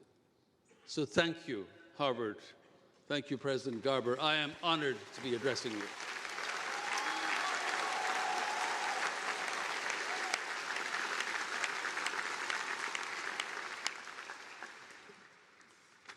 As a child growing up in Ethiopia, without television until my teens, my notion of America came from the many extraordinary Americans who served in the Peace Corps. Those individuals left an impression of a country that was decent, generous, compassionate, not just to its own citizens, but to other nations. A more nuanced picture of America came from reading Ralph Ellison, Willa Cather, John Steinbeck, Hemingway, Mark Twain, and so many others in books that I checked out from the United States Information Services Library or the John F. Kennedy Library at my university in Addis Ababa. The novels conveyed a sense of an America that was far from perfect, but yet it seemed to me a nation striving to be so, striving to live up to the ideals expressed in its founding documents.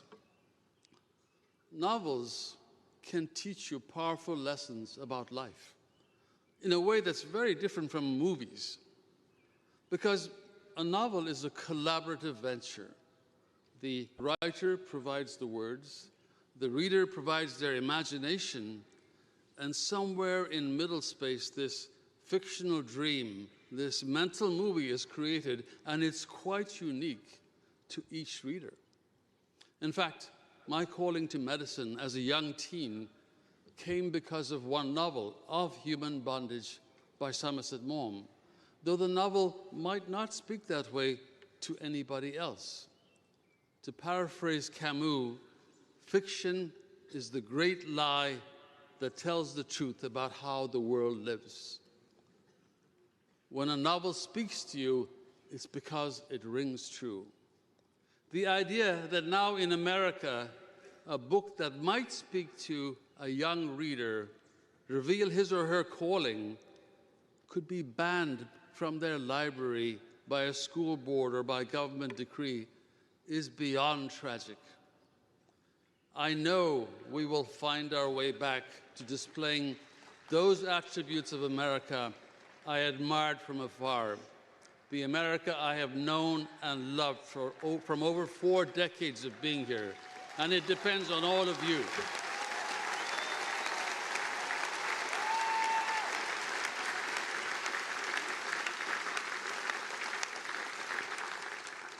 Graduates, the commencement ritual obliges me to offer advice. Even though in 40 years of being a professor attending every graduation, I can remember very few things that were said. Nevertheless, it's just part of the ritual, and so I already snuck in one piece of advice, I don't know if you noticed, and that is to read novels.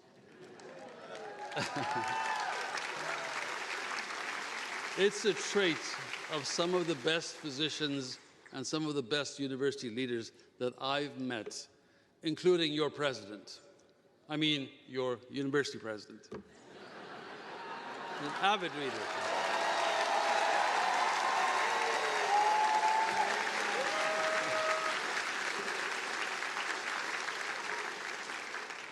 And if you don't read fiction, my considered medical opinion is that a part of your brain responsible for active imagination atrophies.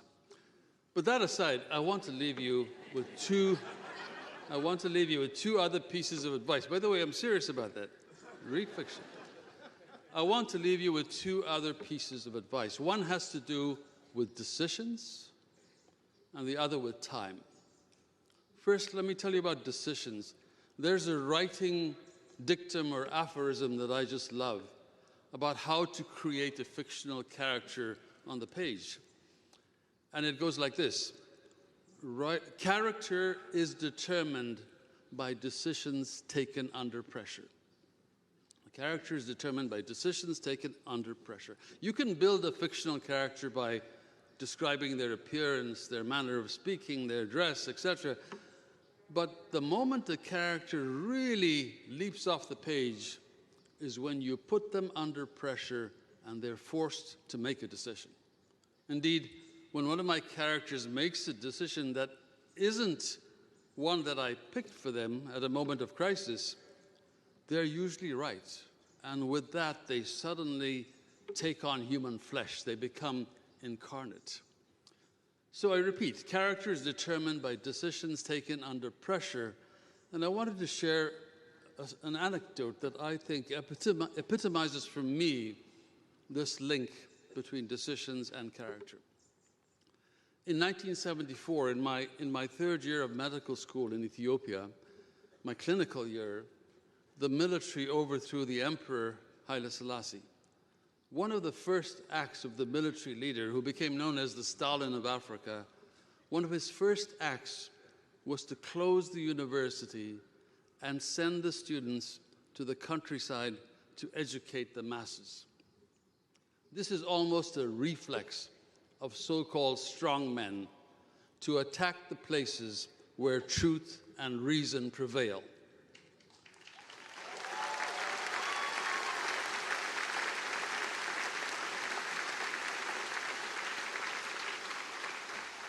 As an expatriate, I had little choice but to leave. Among my medical school classmates who at that point went underground to join the guerrilla forces fighting against the Stalin of Africa was a brilliant student named Meles Zenawi. I have yet to meet a student as brilliant as Meles. Meles obviously gave up his career path to medicine, became a guerrilla fighter, rose to become the leader of the rebel group, fighting for 17 years until his troops finally succeeded in displacing the military dictator. He became prime minister for 3 terms, and to quote President Clinton, speaking about him, he was a new generation of African leader. One might disagree with many of his decisions, but in the village where Meles grew up, you cannot tell his mother's hut from the hut next to it. He never did anything to enrich himself. I returned to Ethiopia for the first time 2 decades after I left on a magazine assignment to interview the new Prime Minister, Meles. We sat in his very modest Prime Minister's office, a far cry from the gilded palace of his 2 predecessors, and we caught up. He talked about the tough decisions he had to make every day in a country that was ethnically divided, impoverished by a long civil war, and with the treasury looted by the former dictator.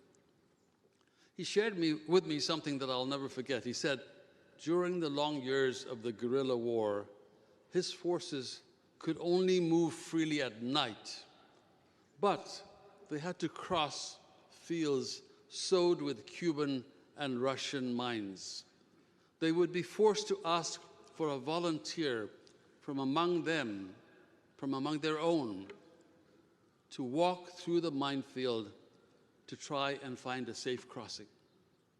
And so he said to me, in this office, I try to make sure that every decision I make is worthy of those comrades who gave their lives crossing those minefields so we could get to safety. On the walls of Harvard Memorial Church are inscribed the names of students and faculty who gave their lives in various conflicts. It will take many, many more walls to honor Harvard alumni and faculty who've served this nation in every discipline, not just the military, and who have done so in brave, exemplary, and transformative ways.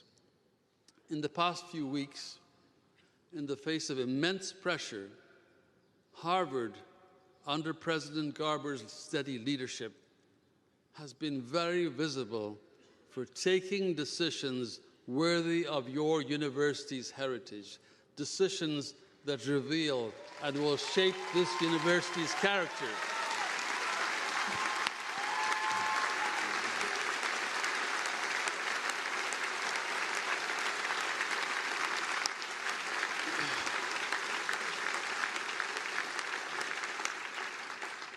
Graduates, the decisions you make in the future, when under pressure, will say something about your character, while they will also shape and transform you in unexpected ways.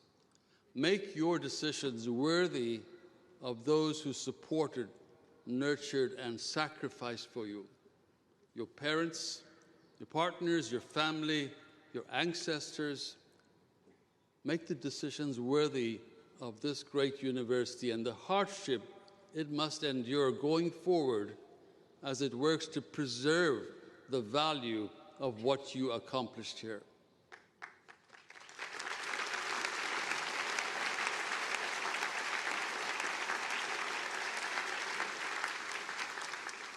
The second piece of advice I want to convey has to do with time. I trained in my specialty of infectious diseases here at the old Boston City Hospital, now the Boston Medical Center. I was here from 1983 to 85, just as AIDS, a disease of unknown cause, was appearing in large American cities, in our hospital wards, very much so in Boston City Hospital, elsewhere. And yet only at the end of 2 years of training was the cause of AIDS discovered, a virus we now call HIV. Just as I was moving to a small town in Tennessee, population 50,000, moving to a young medical school. Since AIDS was considered to be largely an urban condition, an urban disease, I was shocked in that small town to soon be seeing many more patients with HIV than anyone predicted for a population that size. The explanation for this, for these high numbers, turned out to be true of many other small towns in America. My patients were mostly gay men in their 30s and 40s, around my age at the time, and they were hometown boys who had left the town often after high school, just as so many had left in pursuit of jobs, education. But they were also leaving because they were gay and didn't want to live that lifestyle under the close scrutiny of their relatives and friends in the town. They settled in the big cities, found themselves, but tragically, years and decades into their stay, the virus found them. and they were now returning to their hometowns, to their families, typically because their partners had died and now they were getting ill.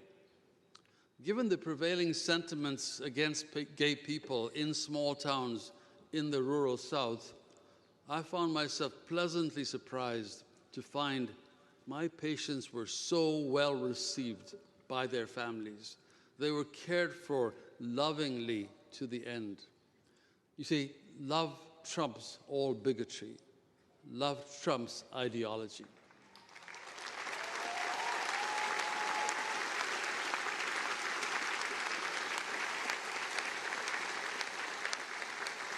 When it's your child, when it's your family member who's affected, all that stuff just flies out the window. Now, effective treatment for HIV was still some years away, and so for me personally as a physician, it was heartbreaking to get to know these young men primarily so well and watch them gradually decline and die. These brave men taught me so much about quiet courage and about manhood, not the caricature of manliness, the posturing that has become so fashionable lately. They taught me, most importantly, about the value of time. You see, in their last days, they often wrestled with one question: what has been the meaning of my life? And thankfully, most of them, when they asked that question, what has been the meaning of my compressed life, most of them found the answer, and the answers were similar. They found that meaning at the end of their life, at the end of a shortened life, did not reside in fame, power, reputation, acquisitions, good looks. Instead, they found that meaning in their lives ultimately resided in the successful relationships that they had forged in a lifetime, particularly with parents, particularly with your family. Now, when my own country, my first book describing this small town AIDS paradigm of migration came out, a reader, a mother whose son had just succumbed to AIDS, wrote to me, and she shared with me a letter that her son had written before he died and arranged for his mother to get a month after he died, when he hoped that her acute grief would have subsided. She gave me permission to use it, and I have used it unapologetically in other forms, but perhaps none as important as today, because his message bears repeating. It's also fitting that this advice that you're about to hear about time should come from someone beyond time. It should come not from me, but from those we all serve, and from someone who died when he was closer to your age than my age now. So here goes, letter from son to mother. Dear Mom, this last part of my life could have been very unpleasant, but it wasn't. In fact, in many ways, this has been the best part of my life. I've got to know my family again, a chance that very few people have or take advantage of. I enjoyed a life full of adventure and travel, and I loved every moment of it, but I probably never would have slowed down enough to really appreciate all of you if it hadn't been for my illness. That's the silver lining in this very dark cloud.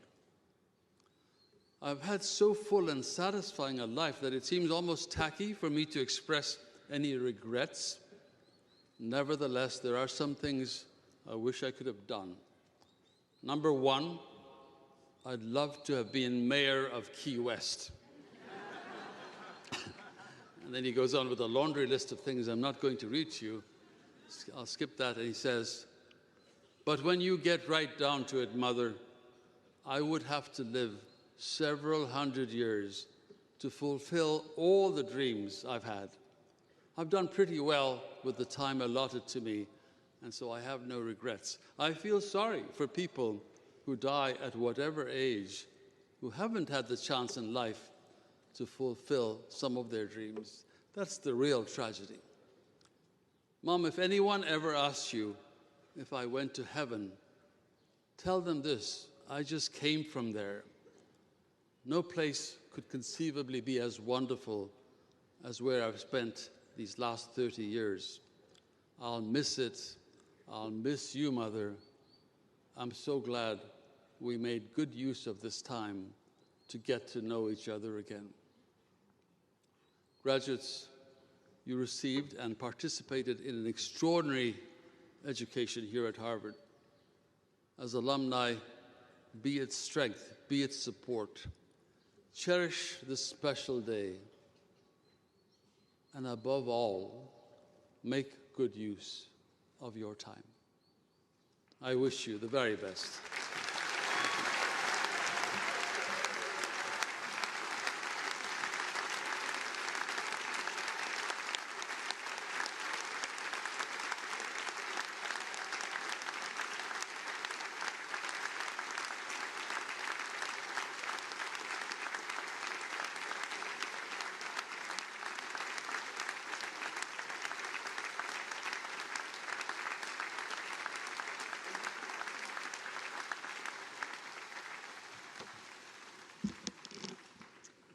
Thank you, Dr. Verghese, for your inspiring words and for the privilege of your presence here today.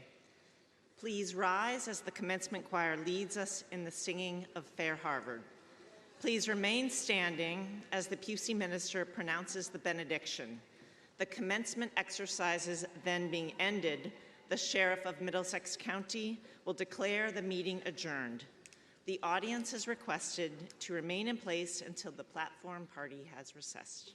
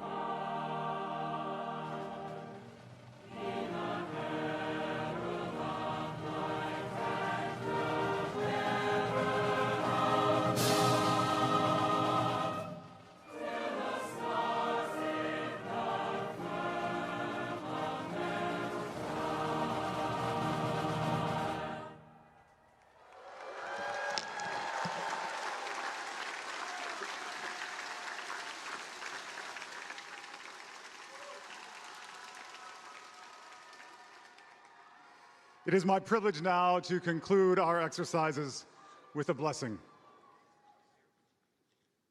In its ancient roots, blessing does not confer goodness, it honors it. Blessing does not make something good, it acknowledges what is already good. A blessing is not a spell of protection, it is an act of recognition. In its medieval roots, meanwhile, the word blessing carries a sense of woundedness.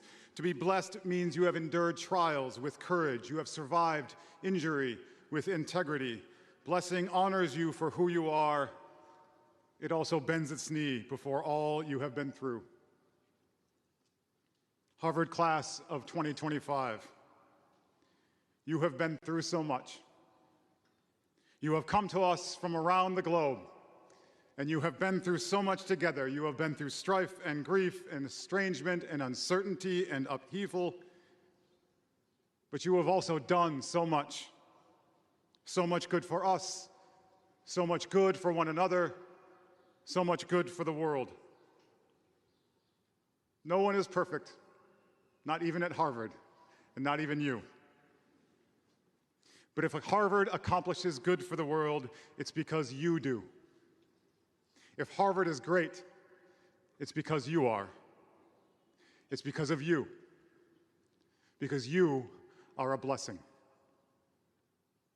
So on behalf of everyone who loves you, those crowding this Terracentenary Theater, and those who weren't able to travel or weren't able to get tickets onto the yard, let me now say, on all their behalf, bless you. Bless you for what you have been to one another and to us. Bless you for the good you have done for one another and for us. Now, I might stop there, but I can't, because you can't stop here either. The truth is, there is still so much good you need to do. The truth is, there are still so many trials you must face. The truth is, the world still needs your blessings, now more than ever. The world needs you. So I also bless you for all the good that you will do after you have left this yard. I also bless you for who you will become once you have passed outside these gates. You are a sight to behold. But beyond this yard, we on this stage see other things. We see a range of threats and dangers to our world, to this university, to many of you, to many of us. But between all of that and all of this, we see you. Between all of that and all of this, we see the good that you have done, and we see the good that you will do. Between all of that and all of this, we see who you have been, and we also see who you will become. Between all of that and all of this, we see you, and we've seen what you can do. Now go and do it.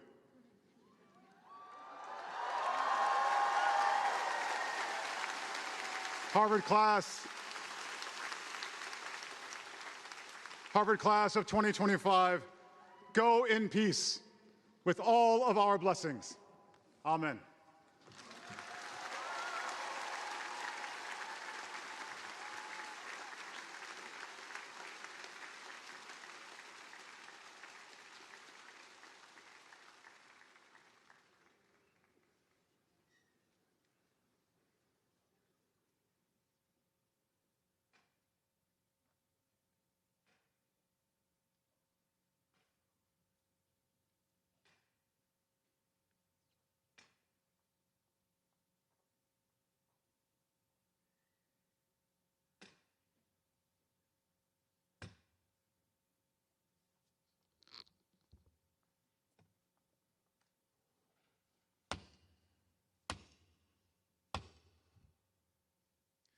As the High Sheriff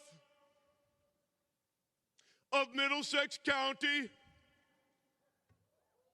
I declare that the meeting will be adjourned.